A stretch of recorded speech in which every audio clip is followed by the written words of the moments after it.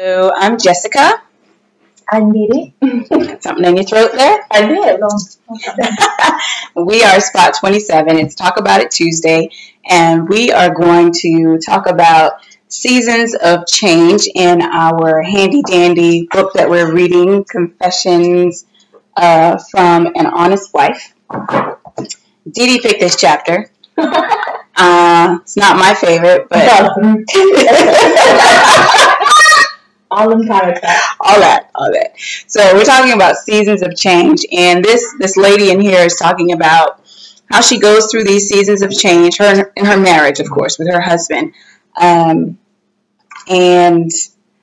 I don't particularly care for her seasons of change because she is basically saying she's been married for 20, I think she said 21 years. And in 21 years, she and her husband still have the same argument. So it doesn't sound like a lot. Correct. But she tried to bring it in by saying that, they've matured over the years, and when one felt like giving up, the other one didn't, and that's what kind of kept them together, made them stronger, I suppose. And then they began to mature after some period of time. And that's great. That's what marriages are supposed to do. You're supposed to mature. But my issue is I've been married for 10 years this month. She's been married for 20 years, and they're still having the same argument. She even goes on to say she knows what the argument is going to be about, and she knows how the argument is going to end. And I think that's odd. Like, 20 years from now, yeah, we're going to argue, and we're going to disagree, but at least let's be arguing about something different. I mean, okay, so, and thinking about what you're saying, I can see that. But maybe she's talking about, hopefully she's talking about, like, asinine things, like simple argument, like, picking up your socks or the wet towel on the floor or something like that. I don't think that those will ever go away in a marriage. But if she's talking about, like, an actual issue, if somebody is hurting you, even if, like, not physically speaking, but emotionally, and you told them, this is bothering me, this is causing me some distress, and they're not fixing it, I agree. Yeah, I think that would definitely be an issue. Like, that definitely needs to change. But if it's something like, I hope she's talking about little simple stuff. I hope so. Yeah. And then the other thing that I picked up, or at least that came to me when we're talking about seasons of change, the thing about, because she refers to the seasons as the actual seasons, spring, summer, fall, and winter. So she gives her little example for summer. It's hot and steamy. Okay, fantastic. Right. And she says, for her, that's the season that lasts the least. Anyway, I say all that to say that when you get to that tough season, for example, right? You get to that winter and it's cold, you get to that season.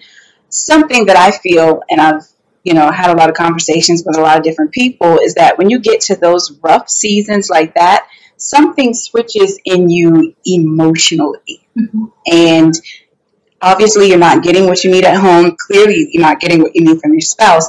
But when you're in that time of emotional breakdown, because you're in that low season, and I think it's just something we have to touch on, because it happens, you begin to make bad decisions. You start hanging with the wrong people, you get involved with the wrong person, you start acting out, and because you feel a sense of, like, being justified. Is that a fair word? I think so. You get into the I could be ... type deal, and that's a really dangerous path. It really is. And I think it's twofold. The first part is what we just talked about, that you even enter into that dangerous place of being emotionally, unkept, if you will, or but then the second part is now that your season has changed again and everything is cool. Okay. Now the twofold part is you have to go back and try to repair. And prayerfully, the things that you did are able to be fixed. And it's a tough place to be. We've all been there. Yeah, we've all been there. Yeah, that's right. And so, I think we just kind of have to have that stance. Well, seasons have changed for the better. Those are our children upstairs, if you hear that background. Seasons have changed for the better, and you want to stay in that season. but you kind of still have to deal with that emotional baggage. Right. So when you're in the season of the steamy, or the rebirth, or whatever you want to call that, remembering that's when you should be kind of getting yourself armed, so that you know that when you have that down season, because you know what's coming, that you fight fair. If you're fighting fair and you're always keeping, I think the Bible talks about esteeming the other person better than yourself. You know what I mean? So when you get into that type of situation, them automatic lights, girl. Go ahead. When you get into that type of a situation, I lost my train of thought, so we're going to have to edit this. When you get into that situation, you're talking about esteeming the other.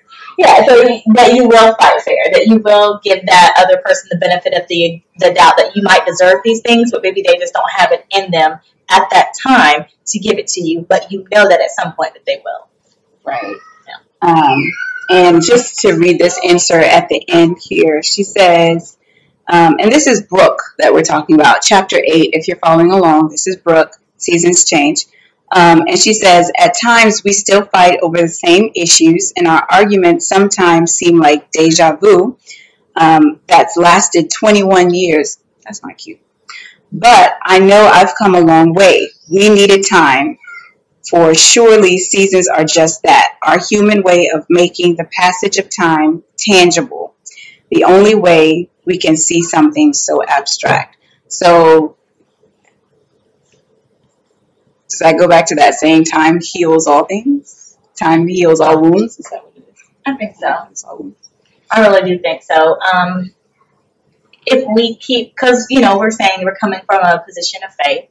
So if we're keeping God at the core of our relationship, if I'm coming to my husband from a God place and he's coming to me from a God place, then somehow we can meet in the middle and we can fix this thing. If I'm coming from me and he's coming from him, it's going to clash every single time. And sometimes you can prolong the season, you know what I'm saying, further than, it was meant to go. Right. So in your seasons of change, be thinking about that. Everybody goes through them. If you are with your spouse or you're working on a relationship with a significant other, depending on how long you've been in that relationship, everybody goes through that season of change. And the thing is, nobody really goes through the season of change at the same time. Wouldn't that just be so easy? But it just doesn't work that way. I'm sorry, because you said something and it just kind of hit me. Hold on. Because you said, significant other depending on that time. Now, speaking of staying in the same season for a while, okay, if your season of engagement has gone on for years and years and years and years, or your season of dating and he has not put, then you need to be questioning who's doing that gardening, there's something going on with the times table, somebody stole time, what's happening? Like, you need to check that. That was her segue. That made me feel some kind of way in my heart. Okay. Well, that's my train of thought. Okay, the segue. Girl, what was that movie? There was a movie about that. He does he want, do you remember the movie? Come on, Jessica.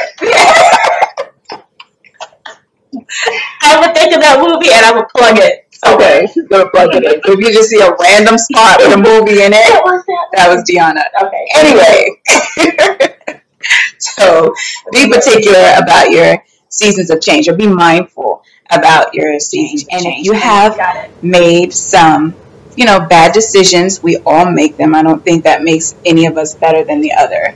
If you have made some bad decisions, be working on how to figure it out or get out of it or leave it behind. That is not easy to do. That's always easier said than done, especially if it's, involving other people or another person. Take it one day at a time and draw yourself out from that so that you can move on.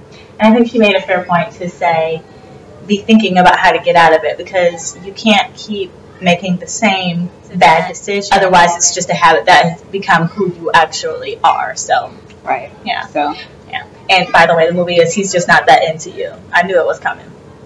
Peace. It's not into you. Goodbye.